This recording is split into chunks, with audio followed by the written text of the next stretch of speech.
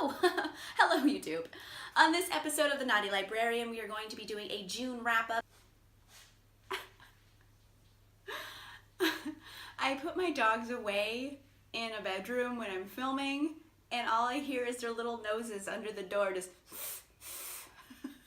let's wait for them to stop. Okay, we're good now. I think we're gonna start off this review starting with the best books and decreasing into the shittiest books. Let's go. First up on the great books list is And I Darken by Kiersten White. I am so surprised by how much I like this book. What's beeping?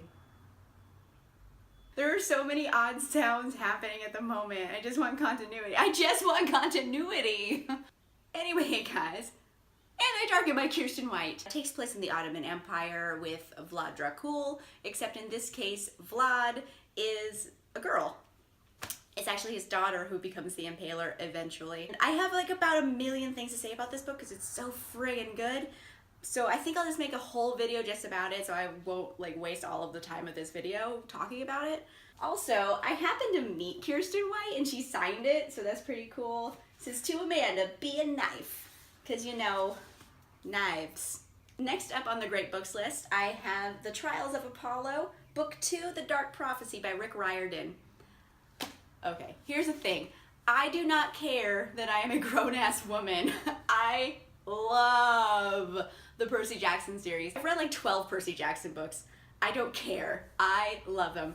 Rick Riordan is an amazing author. I know these books are for kids, but I feel like they're like wink wink, nudge nudge for kids because they're so funny and clever. I think they're really for adults. I'm gonna read these forever because I love the Percy Jackson series. I love Rick Riordan. I'm always gonna read them. I don't care. No one can stop me. Next up on the great books list for June is Defy the Stars by Claudia Gray. I friggin' loved this book. Oh my gosh, it's so good. Like, I was shocked how good it was. It is YA, but I feel like it's very complex and the world building is so interesting that it's great for grown-ups too. I have about a million things to say about it because it's so complex. They think I'm just gonna film like a whole review video just on this book. This is the book of the month. I have like a million boners for it. Last on my great books of the month list is Rocked Up by Karina Halley. I already have a full review video posted, so please check that out. I'll put the link below. Alright, let's move on to surprise hits of the month. And for this we have both Eye Candy and Arm Candy by Jessica Lemon. I actually got both of these books as ARCs from the publisher Love Swept, and they are so good. They're funny, they're sexy, I loved the characters. I believe there is one more book of this series called Man Candy, but that's not out till 2018, and the publisher will not give me the ARC yet, and I want it so bad. I will do a full review of both of these books closer to the release date, which is at the end of the month, so stay tuned for that. Next up is the meh section, which is just basically books that are okay. They're not great, they're not bad, they're just middle ground.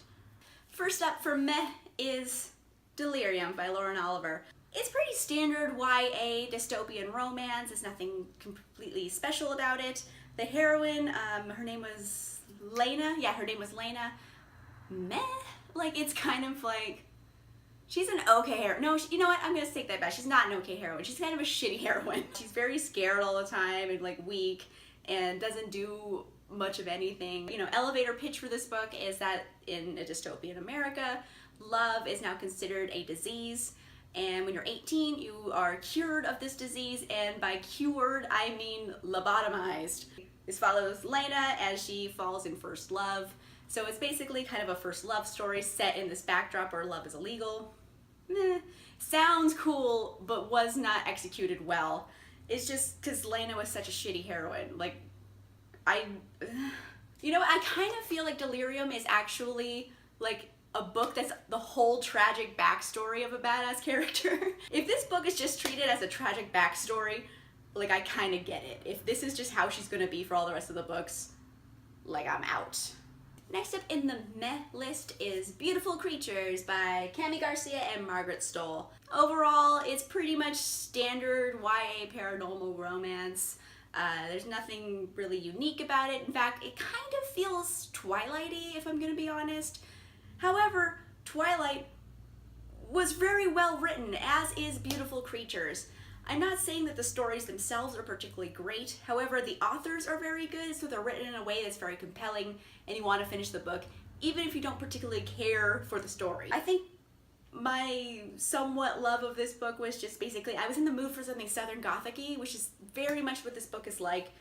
It does some things well, it does some things poorly, middle of the line kind of YA romance, but I'll probably check out the next book. Last on the meh list is Matchup by Lee Child. So Matchup is basically like a fan fiction wonderland, and it's a really cool concept, and I feel like the book would have been great for me if I had cared about any of the characters in the book. There is a story by Lara Adrian and Christopher Rice. Yeah, Christopher Rice, got his name. It's called Midnight Flame, and it is both of their, it's from Lara's Midnight Breed series and Christopher's, what's this called? Desire Exchange series. I already love the Midnight Breed series by Lara Adrian. It's one of my favorite series. I've read all of the books, and I'd heard about Desire Exchange from Christopher Rice, so I did kind of want to check that out, so it was a nice little like taste of that world while still getting something I liked. So for that story in particular, like I kind of liked it.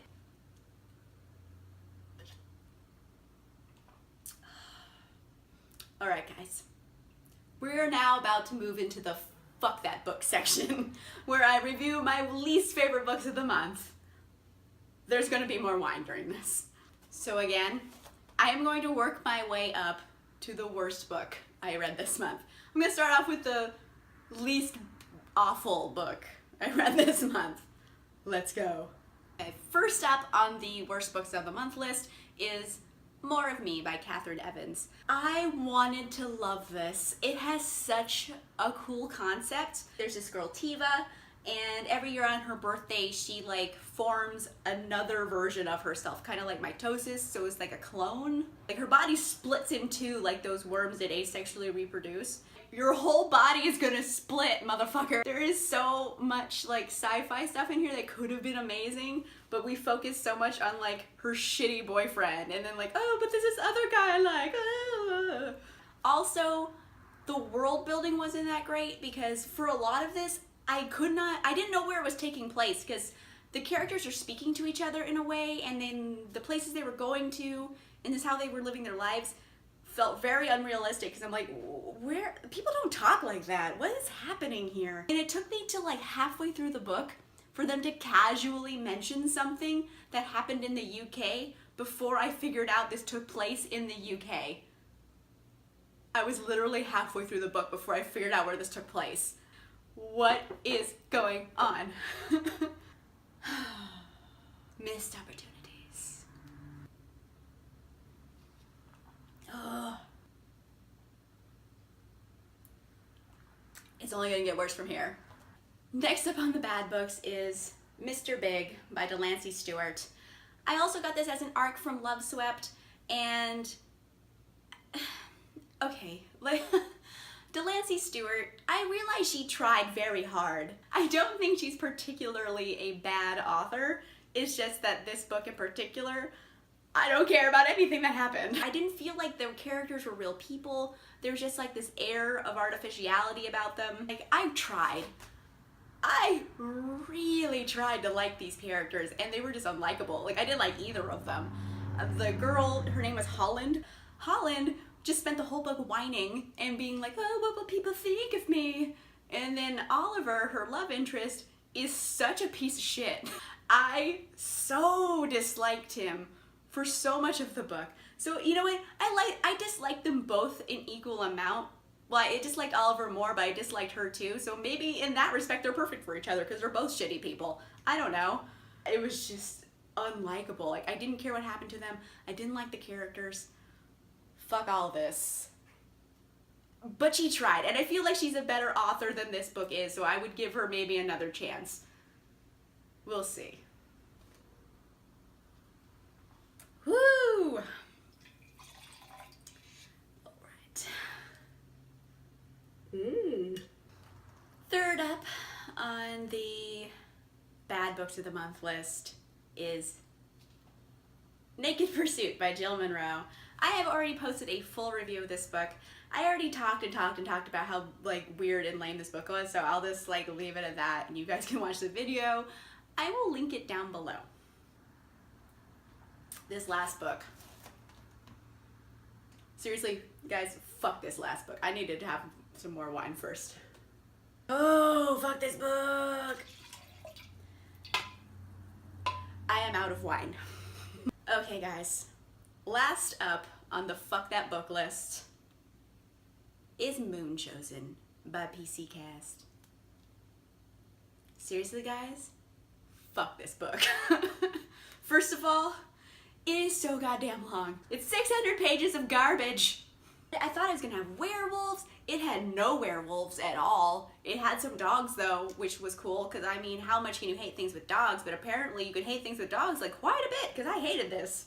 There were so many times I just wanted to stop reading this and have it be a DNF. However, I won this. I won this book in a contest. So I was like, if I quit, I'm not savoring my victory or whatever. So I like forced myself to keep reading it. And it was so bad. It was so bad.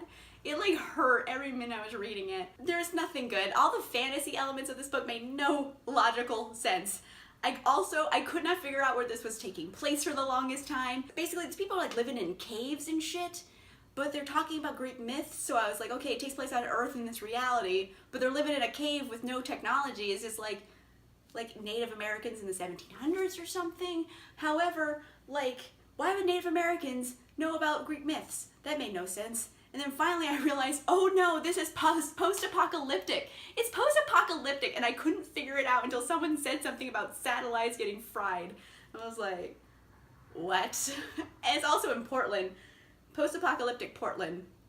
I mean, can you really tell the difference between post-apocalyptic Portland and Portland now? I don't think so. Portland burn! We follow Mari, who's the main character. She is the shittiest main character. I disliked everything about her. Everyone's making her out to be such like a wonderful person, and how like she is so giving and kind, and I'm like, she basically leaves people to die. And like, since she left them to die, like a lot of people got raped. Like, fuck this girl. Like, I hated her. And also, she kept calling her mother Mama, and she's 18 years old. She's like, oh, but Mama. And by the end of the book, I was reading all of her dialogue as if she was Forrest Gump. I think that made it better if she was Forrest Gump. The only way this book was salvageable is if Mari was Forrest Gump living in post-apocalyptic Portland. Fuck that book. Okay guys, that's it for the June wrap-up, and I hope you liked the video. I will put some links below, and please let me know which books have you read from this particular grouping, which ones were your favorite, which ones did you hate as well. It's probably Moon Chosen, because that book is a piece of shit. But anyway, comment down below, let me know what you think about these books. Is there a book I should definitely read in July? Let me know. Make sure you like and subscribe, and I will see you guys next time. Bye!